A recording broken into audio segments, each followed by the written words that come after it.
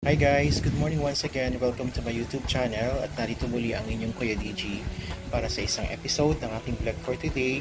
At ngayon guys ay ipapakita ko sa inyo ang aming lulutuin for today's lunch. At kakaiba ito guys dahil normally makikita mo siya sa breakfast pero okay lang naman kahit mag-lunch tayo nito dahil yun naman po ay economical. Yan.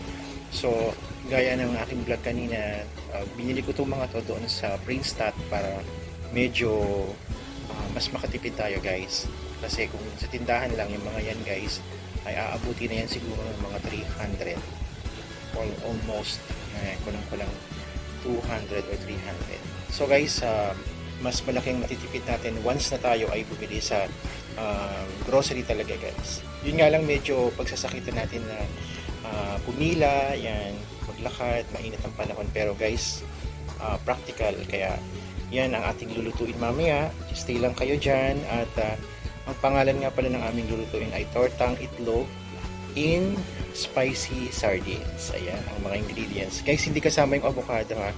Yung avocado ay yun yung i-dessert natin once na nagawa na po yung ating ulam for today. Samahan nyo pa ang inyong Kuya DG guys sa ating vlog for today, sa ating cooking segment na tortang itlog with spicy sardines. Welcome back guys. So gagawin natin ay ang itlog muna guys. Itong itlog ay ibibit natin dito. So later on, kasi para mabuo yung ating tortang sardinas sa itlog, kailangan natin guys i-separate ang sauce ng sardinas dun sa isda. So, mamaya papakita ko sa inyo kung paano i-separate ang sauce sa isda. Pero for the meantime, ay magbibit muna tayo ng itlog. Yan. Yan. Dito na walang mahalong mga balat ng itlog. Kasi guys, ano yan maanong kainin pag may mga nakalagay na balat o nakalong balat. So, yan guys. Pag nabitan natin siya, tapusin natin guys ang tatlong itlog. So tatlong itlog guys, ibibit natin siya.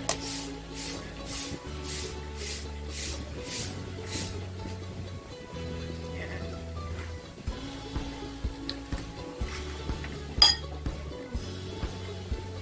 Ibibit natin yung itlog.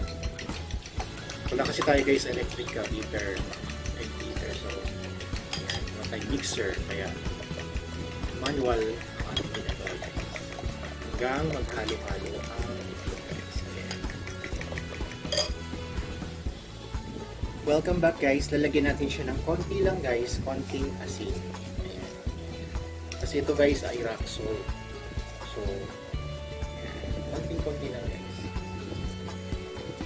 Just in case kulang yung asin niya, pwede naman natin dagdagan siya ng patis or any seasoning pagkatapos natin siyang so guys, at lagyan natin siya ng konting honeymoon.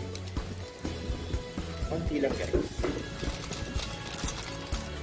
Konting-konti lang ang ilalagay natin guys, kasi yun bang medyo lumasa lang siya. Ito kasi yung gagawin natin, dito natin siya ipiprito natin. Then halu-haluin po natin ulit guys ang binit na itlog.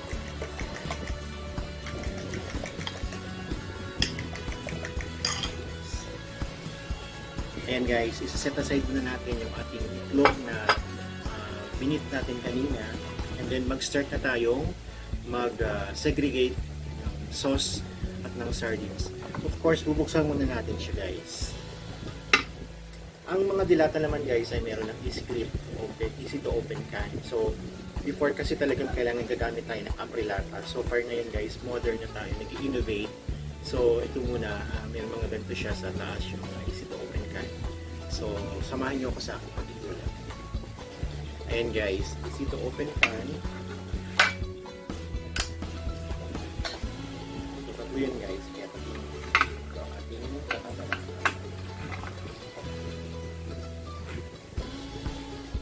Okay guys, welcome back. So ilalagay na natin ang ating mga sinegregate na sardinas dito sa bowl para dito natin siya pagluwain yung sauce dun sa sardinas.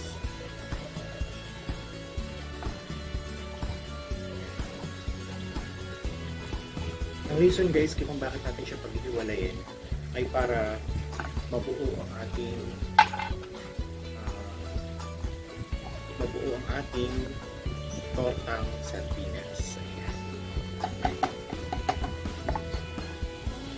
Napakadami ng sarsa. 5 guys talagang napakadami niyang sarsa. Baka naman. Ayan. Halos puro sarsa sa guys.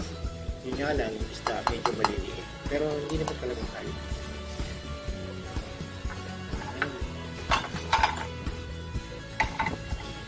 Wait lang kayo dyan guys. Welcome back guys. Ayan, ihiwalay natin ang kanyang sauce doon sa sardinas. Ayan. Isasali natin yung sauce guys dito sa maliit na bowl. So, probably magkakasya naman siya. Ayan. Ayan, isasali natin guys ang kanyang salsa. Dito. Ayan. Kailangan kasi guys walang mahalong sarsa. Kasi hindi siya mabubuo. Gaya nga ng sinabi ko kanina, hindi siya perfect na mabuo once na meron po siyang sarsa. At itong sarsa guys, pwede natin gamitin sa ibang, pwede natin timplahan or sabawan, pwede natin lagyan ng gulay, o yung dahon ng talbos ng kamote, pwede natin ulamin ulit. So another recipe na naman siya guys. Yan. Tsaga-tsaga lang guys hanggang sa maubos ang kanyang sarsa kasi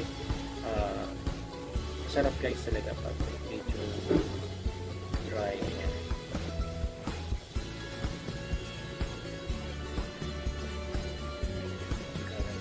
Kasi marami siyang sarsa. Ang dami-dami ng sarsa.